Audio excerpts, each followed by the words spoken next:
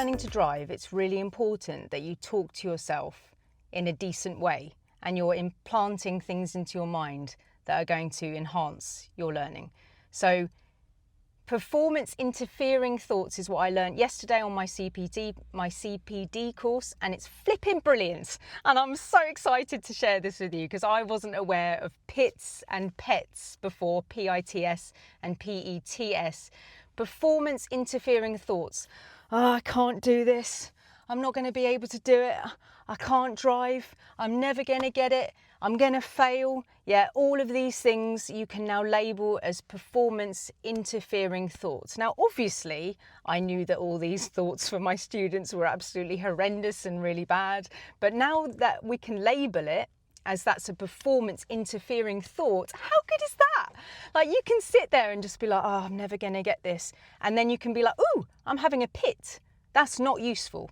You need to have a PET, a performance enhancing thought.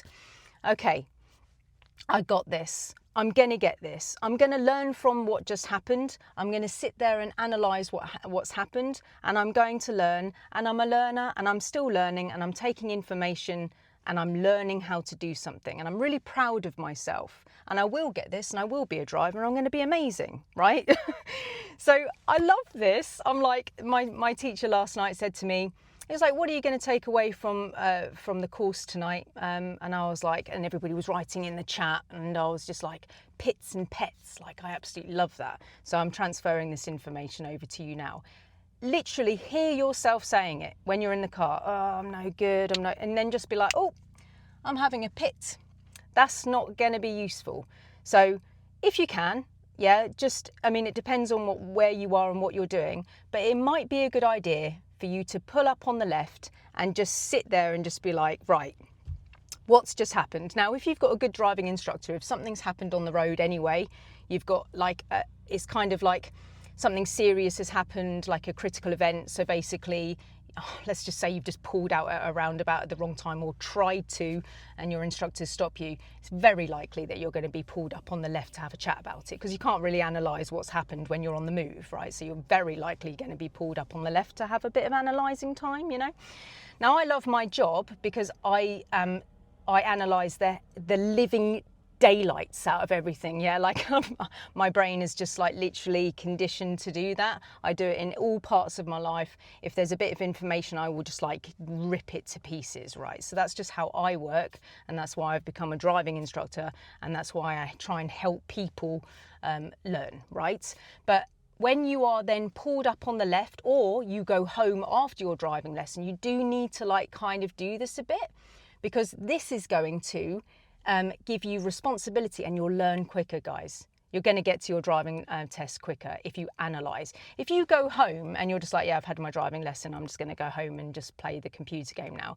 Just take a moment to be like, what just happened today? Like, how can I analyse what's happened? How can I understand what's just happened? Because you're going to deepen your thoughts and you're going to really cement them into your head, right? Let's just say something's happened with the clutch, right?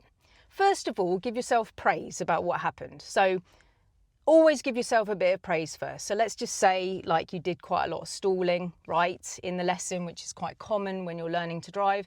Let's just say that there was a couple of times that you pulled off smoothly. First of all, just congratulate yourself for those smooth pullaways. So you're giving yourself a PET, yeah, a performance enhancing thought straight away.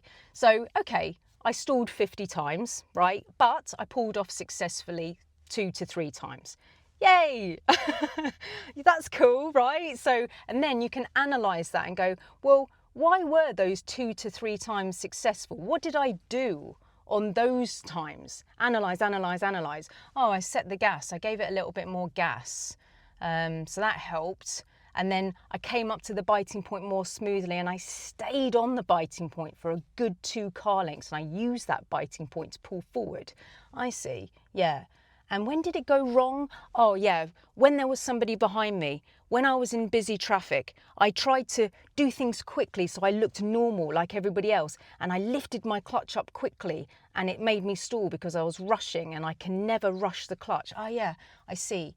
And on that hill start, I didn't set any gas, so the car didn't have any power. Okay, yeah, I get it. Analyse. Now, if you are on a driving lesson and you've been pulled up on the left, you're going to have a moment to be like, right, I'm going to analyse that. I'm just going to figure it out. And hopefully your driving instructor is going to help you, coach you to find the answer, yeah? You don't, if somebody gives you the answer straight away, it's like a maths test, right? If somebody just goes, oh, the answer is 86, you're going to be like, oh, is it? All right, then I'll just write down 86. I mean, who cares, right? The answer is 86. All right, let's move on. Let's go and have a cup of coffee. But why is it 86?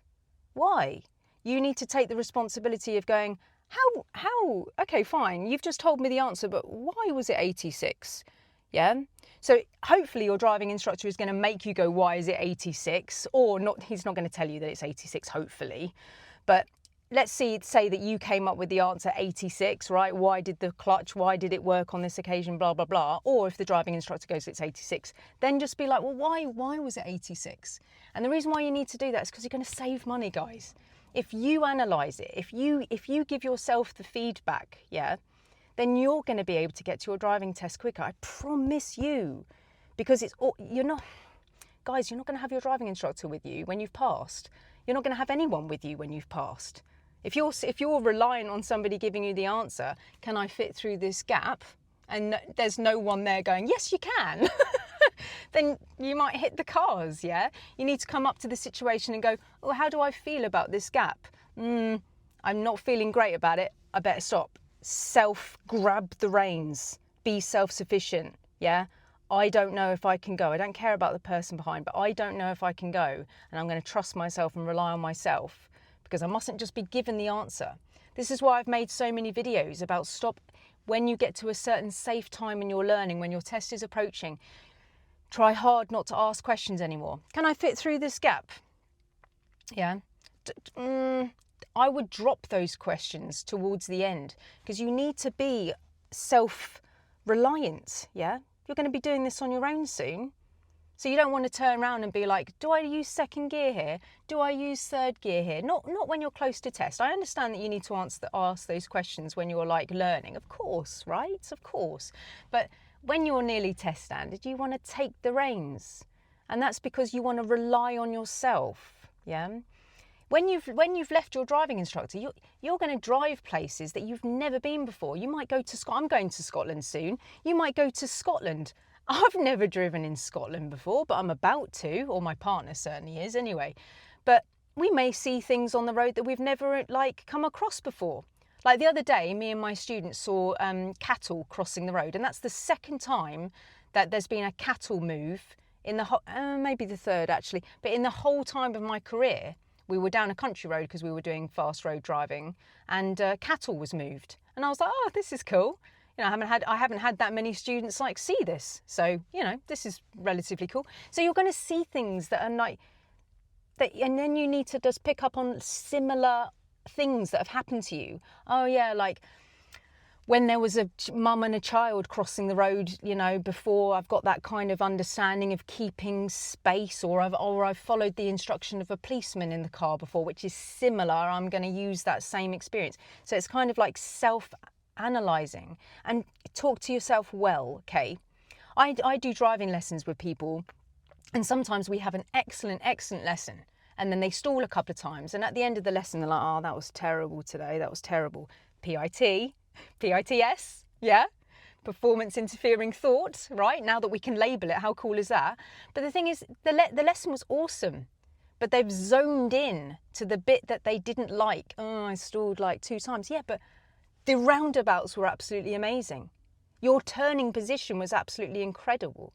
Your understanding of who to give way to when you were turning right was brilliant. Your crossroads understanding was fantastic, yeah?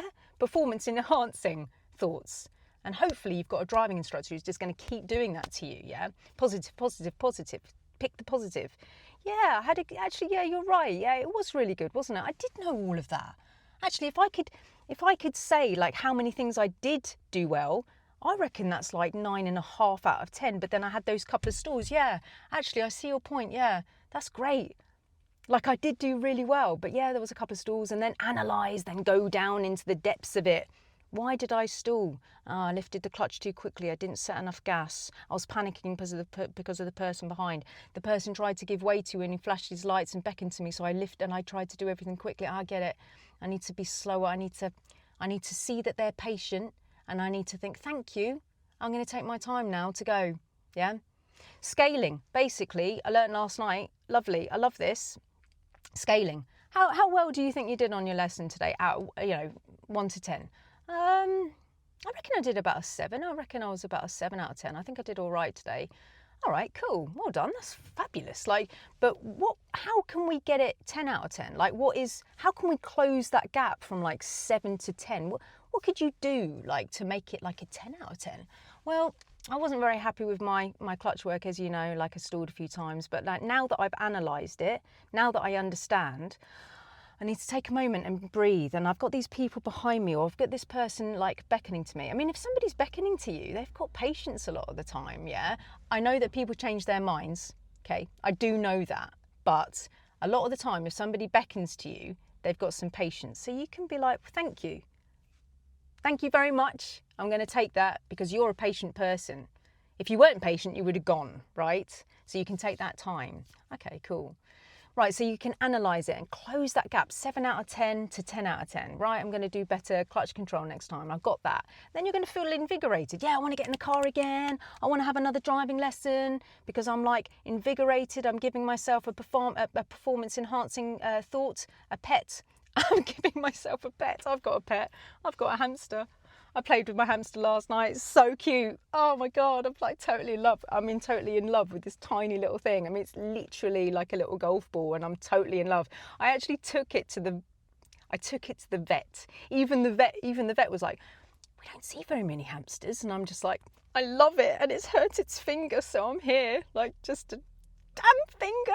Anyway, it was fine. He just damaged it on the cage, and then it was just a little scab. He's fine. Anyway, I'm off topic. But why the hell was I talking about Snowy? Totally lost the plot. Guys, pets. Yeah, exactly. Pets. Exactly. Give yourself a pet. Yeah. Guys, I really hope this helps you today. I really enjoyed my PD's training last night. Really, really, really did enjoy it. All of the people that I was mixing with last night, they want to be the best instructors. They want to, because it's a continued personal development that I was on last night. And all the people in there actually want to do well. They want to be the best driving instructor for you. Yeah, we're out there. Yeah.